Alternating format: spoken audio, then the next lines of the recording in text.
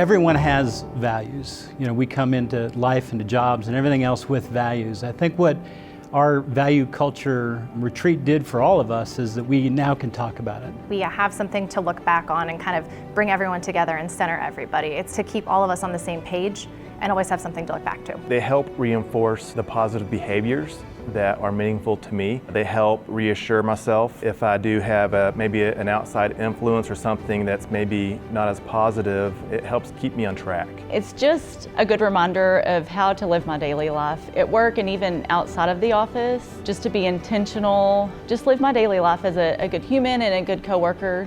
It's been a personal journey for me. When we were at the retreat, I kind of took a wait and see kind of attitude, and when it was all said and done and we got back, I took more of an inward approach to it and working on things that I thought I was lacking in. As I kind of moved through that process, I realized that as I did more, I was impacting not only other people, but other parts of the value. I think a lot of people are just more social. There's more of a community vibe. I just think the community aspect has really grown.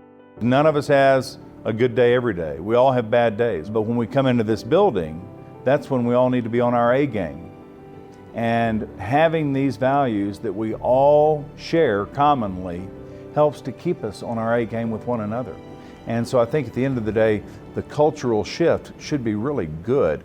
Once people understand that it's for real and that it's not just a bunch of words that somebody has put up on a website. It is the #1 item on our agenda every single meeting. When it trickles down, when it bubbles up, it's been more organic than anything else.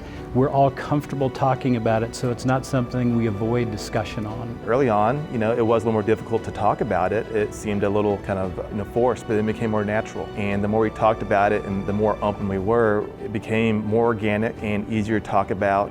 I am a part of our party planning committee for the building, and so one thing we've done is we've tried to find ways throughout the year to interact with the system building and how can we get involved and do fun things together. So we've done certain challenges, the step challenge, so we all have a contest between each department, make sure to celebrate each other's successes, just the little note thing that we come up with, and yeah, you did a great job, keep it up, we appreciate you. We put our values right there in the job description so that people understand and can see very clearly what we're about and what we're striving for here. They understand what we're about. It gives them the opportunity to ask us questions about what these mean and how we're using them day in and day out. In the hiring process, I think it's kind of that second level of figuring out, is this person a good fit? Resumes say a lot, we look for experience, but who somebody really is and how they're going to work in our environment is probably the most telling piece that we try to look at. The buy-in is really a word that we don't necessarily do because that means you're trying to convince somebody to do this. We've probably used the word organic, that I think the frequency that you talk about it, the more familiar people are with having and using those 5 words, it's part of our speech now as opposed to something we need to kind of memorize and rehearse. This is how we adhere to strong moral principles. This is how we support those around us. This is how we grow together to achieve mutual success. This is how we go above and beyond. This is how we live our shared values.